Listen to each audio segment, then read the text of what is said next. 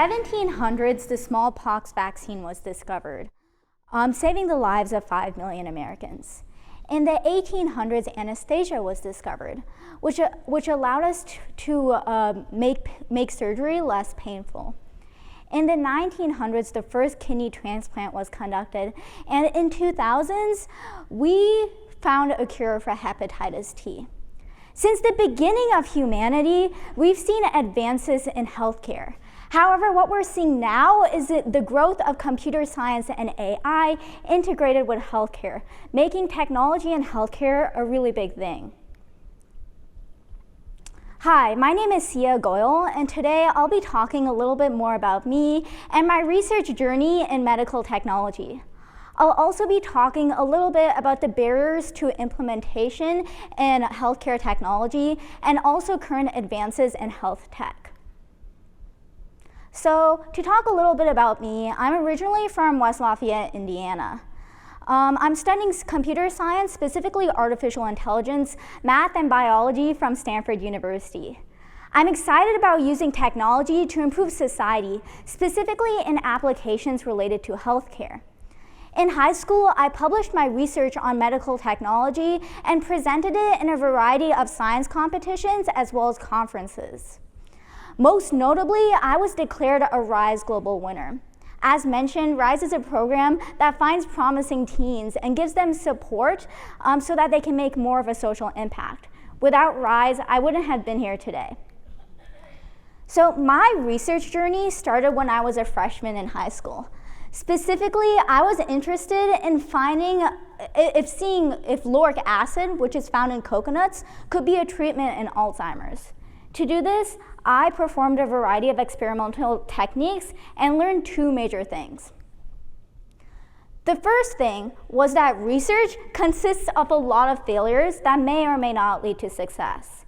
Even after reading a lot of literature papers, specifically looking at a lot of literature papers about experimental protocols, I still had to conduct cell cultures multiple times before my cells grew correctly.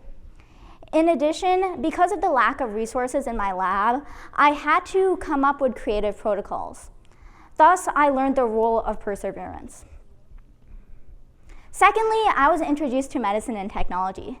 This project gave me the opportunity to attend the International Science and Engineering Fair. Specifically, I saw projects that combined computer science or AI and biology. I was fascinated by AI, as I wondered how such a man-made phenomenon could mimic something as complicated as the brain. This started my journey into pancreatic cancer diagnostic research. The pancreas is an organ located deep behind the stomach and also inside the intestines. As a result, it's hard to diagnose. Specifically, the early stage diagnosis rate of pancreatic cancer is at 9%, and it's misdiagnosed 33% of the time with other cancers. Thus, the 5-year survival rate of pancreatic cancer has stayed at a constant 10%, whereas we've seen the survival rate of other cancers increase dramatically. In addition, current research often achieves an accuracy of around 70 to 80%, as it does not take into account this need for early diagnosis and the decreased rate of misdiagnosis. Thus, I created an ensemble algorithm to diagnose pancreatic cancer using microRNAs. MicroRNAs are a type of genetic material that have been linked to the development of cancer. You can see here that my algorithms achieved an accuracy of over 90% when distinguishing between pancreatic cancer and no pancreatic cancer, and also early and late stage pancreatic cancer. What's more is when we look at sensitivity or true positive rates and specificity or true negative rates, these scores were also above 90%, showing that my algorithms were not prone to misdiagnosis. In addition, we can see that this model achieves an accuracy of over 10% compared to previous literature, and specificity or true negative rates of over 20% compared to past literature. Not just this, but I created a user interface so that these algorithms could be easily deployable into medical services. Specifically, all healthcare providers or doctors have to do is input information about the patient, such as their first name, last name, and email ID. Then, after conducting a blood test using microarrays, they can get the microRNA expression levels of a patient and input it into the user interface. My algorithm runs on this data and results are displayed. The results that are shown include whether or not the patient has pancreatic cancer, and if they have pancreatic cancer, what stage they are in, as well as the microRNAs that are most differentially expressed. What's more is that this research has huge applications in the field of personalized medicine. Specifically, not only are these microRNAs being used to specifically diagnose a person, but the microRNAs can also be used for targeted treatment. Thus, instead of using a one-size-fits-all approach, personalized treatment can improve outcomes and reduce the side effects we see of a one-size-fits-all approach. Now, in college, what I tried to do was implement my user interface into more of a clinical setting. However, as Dr. Doris Taylor, a previous speaker, would say, I received a lot of pushback.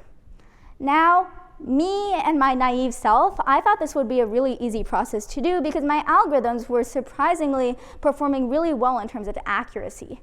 However, why were there so many barriers to implementation? Well, the barriers that existed were within AI itself. So within AI or an algorithm, you know the input and you know the output, but you don't necessarily know what's happening inside or why the output is being produced.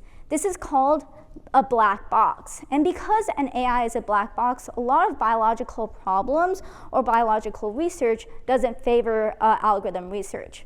It's very important that you know why you're getting an output in biological research so that you know that the reasoning is due to biological fact. A lot of computer science research is looking at the explainability of AI. I actually addressed explainable AI in my research and incorporated it. However, I still received hesitance from hospitals and insurance companies because of the preconceived notion that AI is a black box. Another major barrier was the availability of data. A lot of data in biological research is kept private due to privacy concerns from patients. As a result, a lot of machine learning studies focusing on genomic data have a maximum of around 2,000 to 3,000 samples, which is not enough for generalizability. Not just this, but the data that is available favors the majority, or Caucasians and men, and doesn't often favor the minorities, such as people of color or women. As a result, people are afraid of the deployment of racist and sexist algorithms. Thus, researchers like myself try to make sure that their data is as diverse as possible. In addition, as a result, computer science has tried to make a call for open science. However, not a lot of progress has been made because of the fact that a lot of patients would like to keep their data private, as well as the fact that research want to keep their data private. Now, the last major barrier that I discovered was in terms of reproducibility.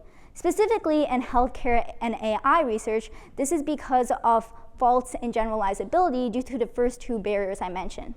Also, even though computer scientists do a lot of training, testing, and cross-validation, a lot of times additional testing is needed to make sure that the algorithms can be deployable. Here we can see the reproducibility crisis in practice. Specifically, there was research published on an algorithm that could detect lung cancer at rates above 90%. However, when Harvard Medical School and the University of Michigan Medical School actually tested this, they achieved accuracies around 60 to 70%. So even though we're seeing these current barriers, we're also seeing a lot of current developments in the field of healthcare AI. So specifically, one of the spaces we're seeing these developments is digital health. So digital health is a way to distribute health services and information using technology. It's grown rapidly during the pandemic, specifically to reduce unnecessary exposure of patients to COVID-19 and also reduce the burden on hospitals. We've seen a lot of different ways there's been a growth in digital health, specifically in telemedicine or telepharmacy, which basically provides pharmaceuticals to patients virtually, teletherapy or online counseling, and remote monitoring, screening, and diagnostics, which allows for online scans for diseases. Not just this, but we've seen a growth in wearable devices. Specifically, as more people are concerned about their health due to the rise of cardiovascular disease, obesity, and also concerns regarding COVID-19, we've seen more wearable devices being developed. Some of the different types of wearable devices, such as smart apparel, apps, biometric sensors, and also other accessories can help track key biological data, such as heart rate, blood pressure, and also breathing rates. Virtual reality, or VR, has also been integrated into medical technology spaces. Specifically, VR is used by doctors to see how what a patient is actually experiencing and can easily provide physiological therapy to patients. In addition, VR is being used in med schools to train doctors. And one of the other spaces we're seeing technology being developed is medical robotics.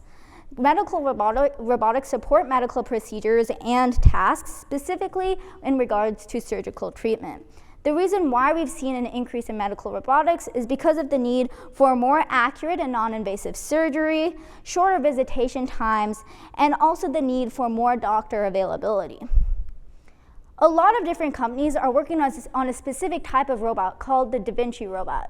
The Da Vinci robot is incredibly special because it has more rotation than the capabilities of the human hand, which allows for really specific surgery. So, all in all, we have seen that there have been developments in healthcare technology. However, there are barriers to implementation today. In the future, I hope that doctors, researchers, engineers, lawmakers, and also business people can work together to help solve the issues in healthcare implementation and make healthcare innovation more robust. Thank you.